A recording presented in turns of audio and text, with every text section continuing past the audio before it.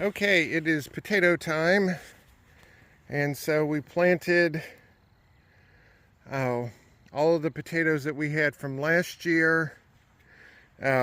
We don't have a real good place to store potatoes because we can't have a root cellar here because we're in the south. So we kind of put them in our closet and covered them up with a towel. That was about as good as we could get. Well, they started to... They chitted on their own. Yeah, so without any type of prompting or whatever, they decided to grow eyes and start chitting on their own. So we just left them in there, and so then now we're planting them all in the ground. So these are the ones we had last year. These were Yukon Gem. Yukon Gems. Were these organic? No. Okay, these are not organic because Andre could not find an organic Yukon. And these were really, really good potatoes. So I'm hoping the yield is going to be better this year than last year. And then these are the Purple Majesties. And so there's one right there. And the Purple Majesties obviously are purple. And so we got a decent amount.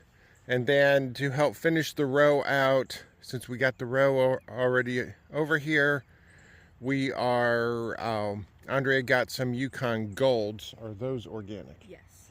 Okay, so the Yukon Golds that we'll be getting in a few days are organic, and the Purple Majesties are organic. No, those are not organic. Oh, those are not organic. Never mind. Yukon Golds will be the only organic. Or wait a second. All right, the Purple Majesties are heirlooms, not organic. So, yeah, I was getting confused on that. And then I was looking over here at the onions. Let me hop the trench here. And so the onions are actually starting to grow now. So I want them to get about another week or two so they can get established. Then once they get established, then I want to put straw on top of them. So it's actually killing me to not put straw on top of these things now because I have PTSD on all the weeds from last year. And so we came in yesterday, we strawed all of that. We're going to come in today. We're not going to straw where the beets are, which is right there. But we are going to straw in between the rows. So we're going to straw in between that and here. And then we're going to try to, we'll see about strawing in here. The idea is to get these potatoes up as soon as possible so then we can get straw on top of them too. So then what we're going to do is after we get the other potatoes in, then I'll put the drip tape on top of it. So then the drip tape, at least with the potatoes, will eventually be buried because we're going to put about 4 inches of dirt now. Then we're going to turn around and let them grow up, and then once they get to a certain height, then we'll put more dirt on top of them and we'll keep mounding them up like we did last year. So we're going to start doing that now. Okay, so Andrea is just coming in, and so that's pretty much all you do is you just bury it. We want to try to get the dirt from this side that's close to the onions so then we can turn around and straw on this side. And Lucian is either agreeing or not agreeing with us. I hadn't figured that out yet. So anyway, that's what we're going to be doing. So we'll probably trade out. Andre will do this for a while and I'll do it for a while. And so we'll do this and then I'll come back. All right, that didn't take too long. Andre put her flags down because she loves her flags. And so now we know where the purples and the Yukon Gems are.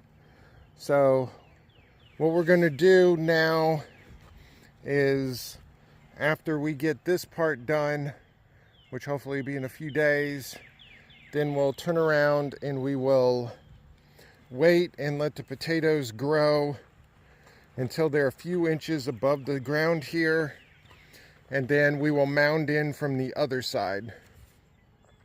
So I wanted to mound in from this side first so we can put straw down this side. So we can put straw pretty much to where the base of the mound is now, down the entire side, so I can have less PTSD over the weeds. And so that's it. I don't think any of the beets or carrots have come up yet, so let's go over here real quick and see. And yeah, here's the carrot area here. No, this is a weed. Yeah, there are some weeds in here, but there's no carrots. The good thing about beets and carrots, especially when they're small, is they're very unique in their shape and coloring, because the carrots have that distinctive, little itty bitty leaves, and then the beets, of course, are a different color. And so last year, I know it took forever for the beets and the carrots to come up. So it's not going to surprise me if it's going to take them like 2 or 3 weeks to actually come up. Well, they should be up in 2 weeks. 2 to 3 weeks. Yeah, so And then we can straw. then obviously garlic's looking good. There's our green garlic, which is getting out of control right now. We had one of our usual egg people come up a little bit ago, and he got 3 dozen eggs. And then we also gave him some green garlic to try. They said they love garlic, so they're anxious to try the green garlic. But the elephant garlic is looking really good. I actually did see, we went to the local feed store the other day because we're trying to find Yukon Golds. And they actually had some seed elephant garlic that you could get in a bulb. And it was 1 bulb of elephant garlic that they were selling for $10. And that was for seed garlic, not for eating garlic. And I know, who was it, Keen's? Keen's. Yeah, it's Keen's, where we got all this garlic on the first row here. I know that seed garlic was about $30 a pound. And so, but that's full organic and the whole shebang too. Yeah, this. Yeah, all of it where Andre is walking right now on the right side, all the way up until the flag right there. That's all Keen's garlic right here. So out of all of the elephant garlic that we have, that's what we actually paid for. Was that this bit right here, and then this, all the rest of this is my aunt's garlic. That, Your inheritance. yeah, my inheritance that she gave us 600 cloves a year ago, and we turned that into 1,800 cloves, and then she gave us some more cloves when we went to go plant, and so that's how we ended up with 2,400. Is that between that and the Keen's garlic, we ended up with about 2,400, so I'm happy about that. But the garlic itself looks like it's doing really good. And so this garlic will end up getting about 3 feet tall before it's said and done. But considering, 18 now? yeah, I'd say it's at least 18 inches now. But considering last year we did not plant these until the middle of September. Or no, February. Or middle of February. And they were pretty much probably, let's see if I can find a good equivalent. These are some corms, and the garlic about this time last year was about this size. So instead of that size, it's this size. So hopefully they'll be able to grow in the ground longer, which means the bulbs will get bigger. That's the theory, at least. But we're not going to find out until May when we actually take them up. Damaged garlic still grew. Yeah, and the damaged garlic is growing good too. So all the garlic seems to be doing good.